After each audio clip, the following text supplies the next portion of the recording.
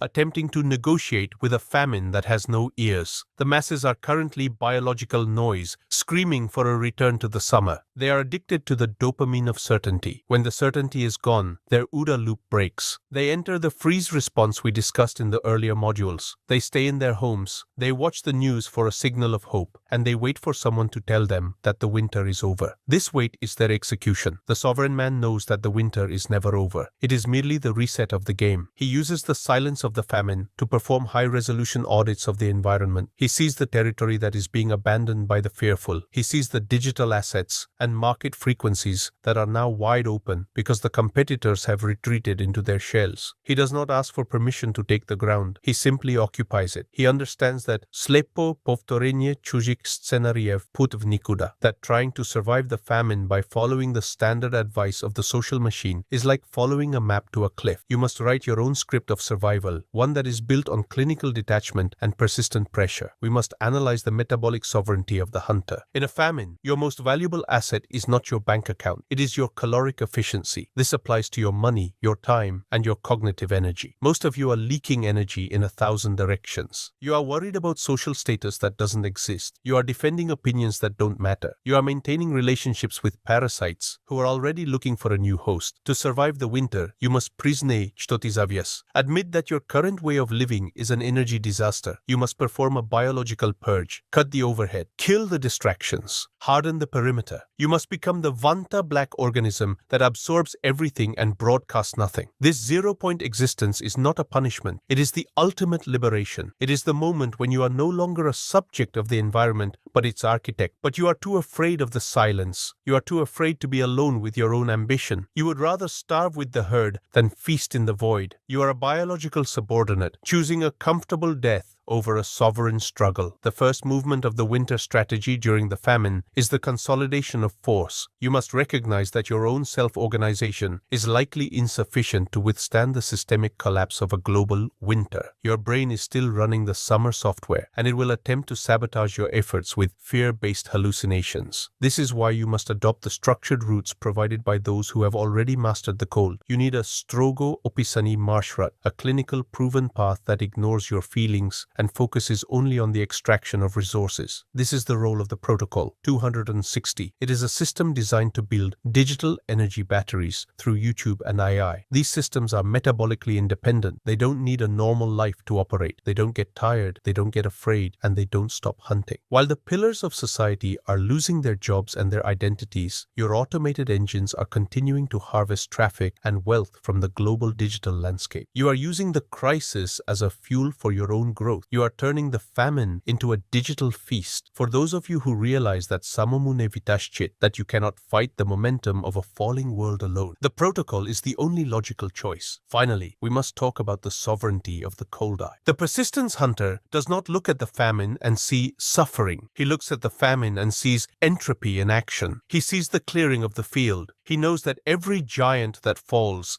is a new territory available for his dynasty. He maintains his parasite radar, ensuring that no one from his old life is allowed to follow him into the fortress. He is the one who vypishi svoj samye ochevidnye iluzi, regarding the help of the state or the mercy of the market. He knows there is no mercy, there is only the cycle. He has hardened his heart to the cries of the unevolved because he understands that their collapse is the necessary fertilizer for the next summer. He is the sovereign of the winter. He is the one who will still be standing when the first thaw arrives, not as a survivor, but as a conqueror. Stand up, feel the frost in your lungs, recognize that the normal world is dead and it isn't coming back, and start the hunt in the dark before the silence becomes permanent. The thaw has arrived, but for the unevolved, the end of winter is not the beginning of life. It is the final realization of their own obsolescence. As the ice recedes, it reveals the skeletal remains of the summer slaves, the pillars of society, and the giants who believed their mass was a shield against the laws of entropy. The landscape has been scrubbed clean. The old hierarchies have been shattered. The old currencies have been devalued. And the old social contracts have been burned as fuel in the desperate attempt to survive the freeze. Most of you are waiting for a return to the normal life, for a restoration of the world as it was. This is a terminal delusion. The world you knew is gone, recycled by the winter to make room for a more lethal, more efficient reality. The sovereign man does not wait for the sun. He has become the sun. He emerges from his fortress not as a survivor, but as the architect of the new summer. He is the only one with the resources, the energy, and the clarity to claim the reshaped territory. We are now performing the final integration of the winter strategy, showing you how to execute the territorial harvest, how to build an immortal dynasty that is immune to future cycles, and why your refusal to act today is the definitive proof of your own eventual extinction. The ground is soft, the giants have fallen, and the world belongs to the one who stayed cold while the world was burning. Let us analyze the biology of the territorial harvest. In the aftermath of a famine, the redistribution of energy is absolute. The assets, the information, and the market shares that were once held by the giants do not disappear. They are looking for a new master, but this energy is not granted to the nice guy or the patient waiter. It is claimed by the predator who has maintained his metabolic flexibility and his OODA loop through the darkness. While the masses are still shivering in the ruins, attempting to rebuild their failed normal scenarios, the sovereign man is moving with clinical precision. He is acquiring the hard assets for pennies. He is occupying the digital frequencies that were abandoned by his competitors. He is hiring the specialized talent that has been humbled by the freeze. This is the great reset of power. To participate in this harvest, you must have the decoupled ego required to see opportunities where others see tragedy. You must realize that every collapse is merely the environment's way of clearing the deck for your dominance. But look at you. You are still mourning the loss of your comfort. You are still looking at the wreckage of the old system with tears in your eyes. You are a biological amateur, anchored to a past that has already been recycled. You are a ghost, wandering through a graveyard, wondering why no one is answering your calls. Consider the architecture of the immortal dynasty. Survival Survival is the baseline. Dominance is the objective. But true dominance is found in the creation of a system that is independent of the seasonal cycles. The sovereign man uses the winter to harden his foundations and the summer to expand his reach. He builds a multi-generational fortress that is insulated against inflation, social unrest, and technological obsolescence. This requires the sovereign's weaponry of 2026, the mastery of AI, the ownership of digital distribution, and the command of the global attention economy. You must move from being a participant in the market to being the infrastructure of the market. You must build systems that others are forced to use to survive. This is the ultimate winter shield. When you own the pipes, it doesn't matter if the water is freezing or boiling. You are the one who controls the flow. Most of you are currently just water in someone else's pipe. You are being moved, channeled, and eventually drained according to a plan you didn't write. This is the blind repetition of the prey scenario. If you do not build your own dynasty, you are merely a temporary tenant in a world owned by your superiors. We must address the law of the perpetual hunt. The greatest danger of the new summer is the return of the summer illusion. When the resources begin to flow again, the primitive brain will attempt to convince you that the danger is over. It will tell you that you can finally relax, that you can be yourself, and that you can indulge in the luxuries you were denied during the freeze. This is the reinfection of the mediocre. The apex predator knows that the hunt never ends. He uses the period of abundance to perform deep hardening of his systems. He does not increase his lifestyle. He increases his leverage. He treats every surplus dollar as a soldier in his army, not as a toy for his ego. He understands that slepo povtorenie czujich scenariev put vinikuda, that following the consumerist path of the rich and famous is a strategic surrender. He maintains his parasite radar and his chameleon masks, remaining invisible even as his power becomes absolute. He is the ghost who owns the empire. He is the one who will be ready when the next frost hits, while the rest of the world is caught in their summer suits once again. The first movement of your territorial harvest is the brutal execution of choice. You must look at the landscape and decide, will you be the scavenger picking over the bones of the old world, or will you be the sovereign building the new one? This choice is not made in your mind. It is made in your actions. You must priznaj, что ty zavias. Admit that your current plan B is just a slower version of failure. You must vypiši svoj samie očividně iluzí regarding your own strength and preparedness. Admit that without a structured route, you are just a wanderer in the snow. You need a strogo opisani marsh rut that ignores your feelings and focuses only on the acquisition of power. This is why the protocol 260 is the only logical path for the modern predator. It provides you with the YouTube AI blueprint, a clinical step-by-step system for building an automated empire that harvests wealth from the global digital landscape 24/7. It is the winter-proof business model. While others are losing their jobs and their identities in the great thaw, you are scaling your influence and your cash flow using the power of the most advanced algorithms of 2026. You are using the reset to leapfrog over the giants who are still trying to figure out how to use a keyboard. Finally, we must talk about the sovereignty of the final stand. The winter is the ultimate truth teller. It reveals who was a pillar and who was a hunter. It reveals who was a host and who was a fortress. You have reached the end of this cycle. You have the information, you have the radar, and you have the protocols. The only thing you lack is the sovereign will to execute. The world does not care about your potential or your intentions. It only cares about who is standing on the territory when the sun comes up. You can continue to rot in the ruins of your normal life, or you can take the structured route to a new reality. You can be the one who is harvested, or you can be the one who does the harvesting. For those who realize that samomune vitashchit, that the momentum of the falling world is too great to fight alone, the path is open. The YouTube AI Masterclass is the narrow gate to the new summer. Take it, or stay in the cold. The cycle is moving. The giants are bone. The territory is open. The hunt is yours. Secure it.